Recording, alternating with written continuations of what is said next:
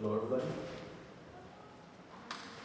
So today I'm going to talk about something on the making of a hall.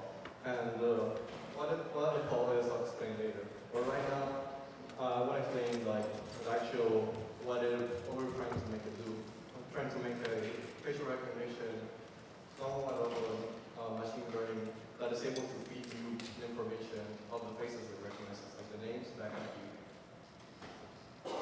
So for example, this is Alex Herrero, and he's an engineer major at the University of Puerto Rico, and he's working at the fluid interface tool. You met him today, I think. So I want to ask you a question. Who do you think you have a great memory? Well, people will say no, and some people say yes. And we asked this question to the 40 interns that were at MSRP, and this was the result we got. And they pretty much told us that, yeah, most of us don't think we have a great memory, but everyone thinks that they want to improve their memory. Everyone wants to take a step forward and have a better memory. And it's also kind of hard for people to be able to name the person they met recently. So I wondered what is this, and we saw that social media tends to be a really good tool people use to actually learn names, since you have the face of the person right next to their names.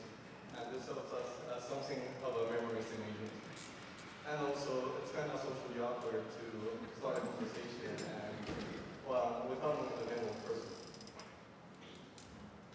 From this study as well, we tried to see how many names can someone actually try to learn in a day, a week, and a month. And this was pretty much what a person could learn. In a lot of those 40 interns, most of the people were only able to learn about 1 to 10 of the 40 person. Towards a week, people were more towards the middle kind of range, able to learn around 20. And towards a month, it was very good, and people were able to learn most of the people. But with this project, we want to actually jump this process for this to be the results you can see probably on the first week. So our solution is making this call a personalized active learner. And by this, we mean somewhat of a robot, but not a robot, that's able to learn from you, and is able to actually help you when you need it and before you need it. And to do this, the first step, and where I pretty much work most on, is actually creating the wearable device that is capable of facial recognition. So it'll start up with this little box. This is a Google AI kit, vision kit, and we wanted to make this funky little box into a wearable. It does not look like a wearable, that does it? And the first step was to put a battery inside, not having depending on a computer or a tablet to plug it in. We were able to put all that in here. And it was able to actually detect objects, and like say the name of an object, for example, it would be able to accurately describe that this is a cheese burger. And we showed it to Kali, and she really liked it, even though she doesn't really look like it, but she usually And we also started working on what would be the interaction for this device, and we developed a little app, mostly working with the facial recognition part, and as well exploring the object detection for language learning. So if you have a cell phone, you could probably stick it out and scan it and see the little app. But here we have a little video how it works. You connect it by pressing the little button right there, connect to the phone. And it opens this prompt, you press this button, and it will take photos, and it will tell you what you see in front of you, either be a relationship or an object.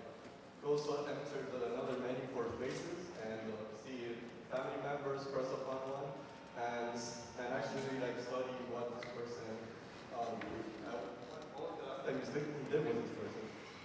Additionally, you can go to the object section and see what objects you see today, and the week or the month, and actually see them. And additionally, press translate button and be able to see these objects, but also press if you want to translate them.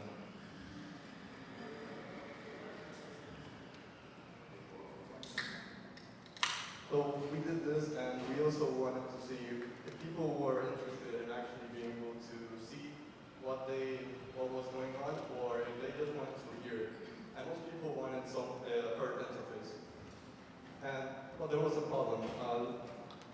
Wearing a wearable camera is kind of a controversial topic. But if it's given a purpose, that controversy goes away because the camera's given a purpose, not only a wearable camera for wearing it. So we started prototyping what the wearable camera would be like. The first prototype was kind of like a badge you would put on. And we started testing on it, and we saw that people don't usually face forward with their torso. And so we started working towards a more head-worn camera. Obviously, glasses tend to be what everyone goes to. We started prototyping with it, playing around with it, and we realized that glasses are awesome, but glasses also bring some problems. That is, glasses usually have prescriptions. Not everyone wears the same glasses, the same style.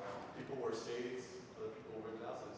And among the wearables, the one that people mostly wear are ear-worn wearables like headphones or earphones, not exactly glasses. So we started to work towards that goal, making a ear-worn wearable. So we started prototyping, we made the sushi, which connected with the sushi. And we ended up with this, that's pretty much, it has everything, all the computing, all the neural network computing in this little device, and then attached to a camera with an earpiece on it.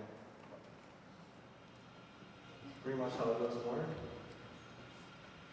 And finally, we decided that we wanted for it to be somewhat modular. So something that you wear on the head is usually something of a fashion statement. Not only, and some people want it to be very, very seen, other people prefer it to be somewhat hidden. So we pretty much invented this little thing I have right here, which uses a flexible wire, and you can pretty much place it as you want in your head. This is wearing it over the ear, the camera, and then the audio connected directly to the ear. Or you could wear it like this currently, which is more like an ear kind of thing, where the audio is coming from the top and the camera is towards the bottom. But additionally, if you have glasses, you could also strap it around the glass and wear it there. And it's good because the audio is also very close to the ear area. So what we're working towards now is keep developing this design, make it sleeker, make it something that's less visible or more visible, depending on what a person prefers. And if someone wants to wear up front, clearly visible, or on the back, kind of hidden. Towards people have important like in this case, you are meeting a student and you don't remember the name exactly since you have maybe 400 of them. But this little camera can help you actually remember and start a conversation with them. You could be using them to meet people or to go to meetings or conferences. But also, we want to also use this technology and target it to people who have neurodegenerative diseases, and that could use them as somewhat of a tool to actually be more socially open and not be disabled from actually going and talking with other people, even if they don't remember. And additionally, we also want to use it as a device that could do language, that could help you learn the language. And pretty much use it for anything you see, anything you encounter, and you're able to use this camera and learn something new. So we continued working on the design since we are currently using a little ship that you have to put somewhere. Well, we want to have everything on device instead of two different objects running across the body.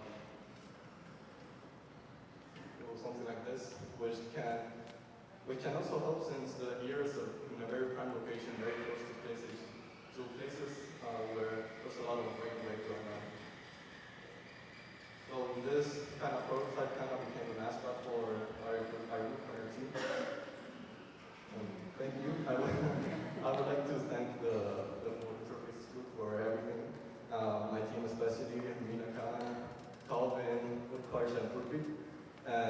she's not here. And I would also like to thank Amanda and Monica for giving us this opportunity. And our team, our MSRP Media Lab team, which helped us in the presentation. Thank you.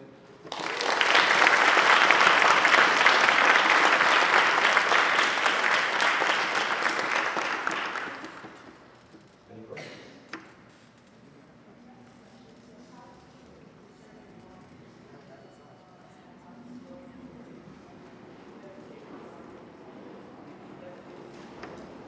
So, question is, what do you decide pretty much what's gonna pixel and what distance or what? So, pretty much it has to be something that's clearly facing you. So, if it's something pretty far away, you'll begin to kind of not pick it up. Right now, we have pretty much a distance of a 3 or 2 feet of distance. Okay.